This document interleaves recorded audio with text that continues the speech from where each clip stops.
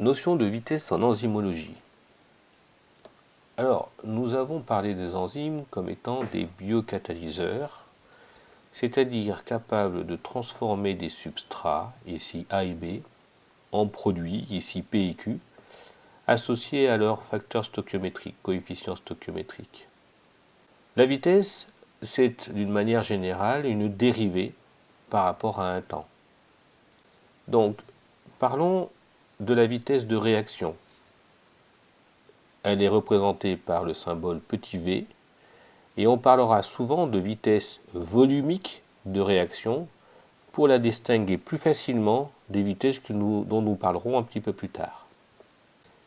La vitesse de réaction, c'est ici le taux de variation de la concentration des différents réactants dans un milieu réactionnel en fonction du temps et des nombres stoichiométriques. En général, elle est exprimée en mol par mètre cube et par seconde. On peut souvent voir l'expression mol par litre et par seconde. On observe ici que vous avez une vitesse de A, une vitesse de B, de P et de Q, donc vitesse de disparition des substrats A et B et vitesse d'apparition des produits P et Q dans les milieux réactionnels associés à leurs facteurs stoichiométriques. La vitesse de réaction est déterminée uniquement si l'on connaît les nombres stoichiométriques. Du coup, les vitesses, puisqu'on connaît les facteurs stoichiométriques, eh bien, sont toutes identiques. La vitesse de réaction, la vitesse volumique de réaction est indépendante du volume et elle a une valeur unique. Alors la vitesse de consommation du substrat ou de formation d'un produit est une vitesse qui correspond au taux de variation de la quantité de matière ou de la concentration des différents réactants dans un milieu réactionnel en fonction du temps. Du coup, on peut voir exprimer la vitesse de consommation d'un substrat ici comme étant des moles de substrat transformés par seconde ou éventuellement une concentration, c'est-à-dire des moles par mètre cube par seconde. Alors attention ici, les vitesses de consommation de A et de B sont différentes puisqu'elles ne tiennent pas compte des facteurs des coefficients stoichiométriques. Et de la même manière, les vitesses de production ou de formation des produits P et Q sont différentes puisqu'elles ne tiennent pas compte non plus des coefficients stoichiométriques. Alors si les coefficients stoichiométriques étaient de 1, comme c'est souvent le cas en biochimie, alors dans ces cas-là, les vitesses de consommation des substrats ou de formation des produits seraient identiques entre elles et serait identique à la vitesse de réaction, la vitesse volumique de réaction. Alors en pratique, les grandeurs qui sont déterminées, elles sont souvent déterminées à l'aide de courbes. Donc on voit ici l'évolution de la concentration en produit en fonction du temps ou l'évolution de la concentration en substrat en fonction du temps. Quand le produit apparaît, le substrat disparaît, tout ça est normal. Mais ce qui était déterminé au niveau des courbes, ce sont bien les vitesses de consommation de substrat ou de formation des produits. Alors, soit en concentration, soit en nombre de moles. En enzymologie, on parlera toujours de vitesse volumique de réaction. Donc il faut faire la relation entre la vitesse de consommation des substrats ou de formation des produits et la vitesse volumique de réaction. Cette vitesse volumique de réaction sera différente des vitesses de consommation et de formation, puisque on considère que les facteurs stoichiométriques ne sont pas forcément égaux à 1. Si la stoichiométrie n'est pas connue, on ne pourra utiliser que les vitesses de consommation et de formation, mais dans ces cas-là, il faudra respecter scrupuleusement le symbolisme V et entre parenthèses la concentration en substrat ou la concentration en produit, qui est différent du symbolisme de la vitesse de réaction qui est V tout simplement. Pourquoi ? Parce que la vitesse volumique de réaction est une valeur unique. En résumé, si la stoichiométrie est connue, dans ces cas-là, c'est très simple, vous allez déterminer les vitesses volumiques de réaction, qui est une valeur unique, qui est calculée. Si la stoichiométrie est égale à 1, comme c'est très souvent le cas en biochimique, et que c'est expérimental, alors vous allez déterminer graphiquement les vitesses de consommation des substrats et de formation des produits, et vous allez en déduire, parce que vous connaissez la stoichiométrie qui est égale à 1, la vitesse volumique de réaction.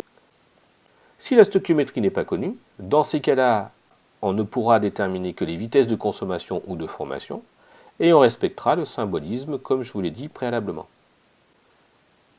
Alors pour compliquer un tout petit peu, en enzymologie, finalement, on parle de vitesse de réaction catalysée, c'est-à-dire la vitesse qui a été réellement effectuée par l'enzyme.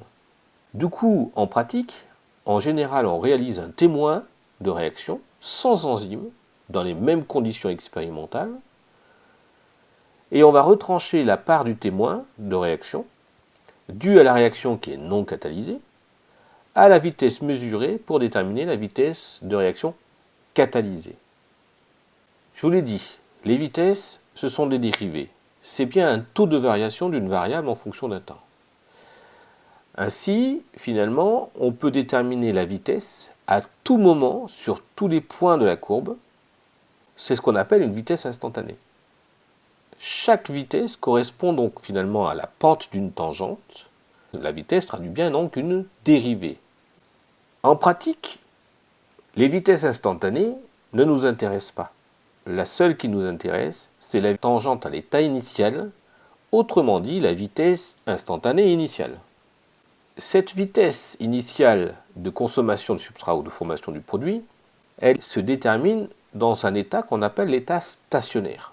Cet état stationnaire, cette période initiale stationnaire, correspond à une évolution de la concentration du produit en fonction du temps qui est linéaire. Autrement dit, j'ai une droite. Donc, je peux oublier la notion de vitesse instantanée et je peux oublier également l'écriture différentielle. Donc si j'ai une droite, finalement ici, j'ai l'évolution donc du produit, donc dans le milieu réactionnel, qui est une fonction affine avec une pente en fonction du temps, plus l'ordonnée à l'origine. La pente correspond à une variation de produit ici, en fonction d'une variation du temps. Autrement dit, ça représente un delta P formé en fonction du delta T. Il s'agit bien d'une vitesse, ici de la pente, ici il s'agira de la vitesse initiale de la consommation en produit. Dans le cas du substrat, on a dans l'état stationnaire une évolution linéaire de la concentration en produit. Du coup, on peut oublier l'écriture différentielle de nouveau. On a de nouveau une pente et on peut considérer les choses de la façon suivante. La vitesse correspond donc à une variation de la concentration en substrat en fonction d'une variation de temps. Donc il s'agit cette fois-ci d'un delta S, donc concentration en substrat, qui est consommé en fonction du delta T. Alors l'eau donnée à l'origine, effectivement, ça serait la concentration en substrat initial, mais elle ne nous intéresse pas. Alors, je vous ai dit tout à l'heure que, oui, mais c'est la vitesse volumique de réaction qui nous intéresse. Et idéalement, je souhaiterais avoir la vitesse initiale volumique de réaction. Alors, c'est comme tout à l'heure, c'est-à-dire que graphiquement, je vais déterminer les vitesses initiales de consommation de substrat ou de production du produit, comme je vous l'ai présenté préalablement. Et il suffit tout simplement de mettre en place les facteurs stoichiométriques pour pouvoir calculer la vitesse initiale volumique de réaction. Donc si la stoichiométrie est connue ou est égale à 1, eh bien on pourra calculer facilement la vitesse initiale volumique de réaction. Et si la stoichiométrie n'est pas connue, comme je vous l'avais indiqué préalablement, eh bien on se contentera des vitesses initiales de consommation ou de formation des produits. Alors, ça sert à quoi? Alors, en fait, déterminer les vitesses initiales de réaction, c'est le point de départ pour les calculs de toutes les activités enzymatiques. Autrement dit, si vous n'avez pas ces vitesses initiales, vous ne pourrez pas calculer les activités enzymatiques. Au-delà de ça, ça permet également de déterminer ce qu'on appelle la constante catalytique. Alors, qu'est-ce que c'est? Si on considère la réaction comme étant donc la transformation du substrat en produit en passant par un complexe qu'on appelle le complexe ES, enzyme-substrat, on a deux éléments, on a deux parties de la réaction. On va considérer que la deuxième partie, c'est-à-dire la transformation de ES en enzyme plus produit, est l'étape qui est la plus limitante, celle qui ralentit un petit peu l'équation finale. Si on est à l'état initial, on peut considérer que le retour donc produit en enzyme substrat, c'est-à-dire que le retour, donc la réaction inverse de la deuxième réaction, est négligeable. Dans ces cas-là, on peut considérer que la vitesse initiale volumique de réaction ou la vitesse de consommation et de production correspond donc à la concentration en enzyme substrat dans le milieu réactionnel fois la constante K2, constante de vitesse K2. Cette constante de vitesse K2, dans ces cas-là, constitue ce qu'on appelle la constante catalytique K4, parce qu'elle traduit finalement le pouvoir catalytique de l'enzyme. Alors, nous avons dit que pour déterminer les vitesses initiales, il fallait se placer pendant la période stationnaire. Mais en fait, on peut imaginer et on peut comprendre aisément que si j'augmente la concentration en substrat de départ, la vitesse initiale va augmenter. Et plus j'augmenterai cette concentration en substrat initial, plus la vitesse initiale sera importante. La période stationnaire n'implique pas que la concentration en substrat soit saturante. Et donc si on fixe cette condition et que nous travaillons en concentration saturante en substrat, et bien dès lors on pourra calculer et déterminer les vitesses initiales maximales de réaction ou les vitesses initiales maximales de formation de produits ou de consommation en substrat. Et ces vitesses initiales maximales seront égales à K2 fois la concentration en enzyme substrat maximale. Mais comme vous êtes en concentration maximale en substrat, on peut considérer qu'à l'état initial, toute l'enzyme est sous la forme d'enzyme substrat. Autrement dit, je peux réécrire la formule en disant que la vitesse initiale maximale correspond à la constante donc, de vitesse, K2, donc K4, fois la concentration en enzyme totale dans le milieu réactionnel. Alors il faut imaginer que lorsque l'on détermine une vitesse initiale maximale, cela est possible lorsque je fixe une concentration en enzyme. Autrement dit, si j'augmente la concentration en enzyme, la vitesse initiale maximale va augmenter. En réalité, il existe une relation linéaire et proportionnelle entre la concentration en enzyme et la vitesse initiale maximale. Donc il faut bien, pour déterminer une vitesse initiale, déterminer et fixer la concentration en enzyme de départ. Pourquoi j'insiste sur cette vitesse initiale maximale ? J'insiste tout simplement parce que quand vous aurez des calculs à faire, vous ne pourrez déterminer les calculs d'activité catalytique qu'à partir des vitesses initiales maximales. Autrement dit, vous ne pourrez calculer les activités catalytiques que si vous vous placez dans des conditions saturantes en substrat et que vous déterminez du coup la vitesse initiale maximale.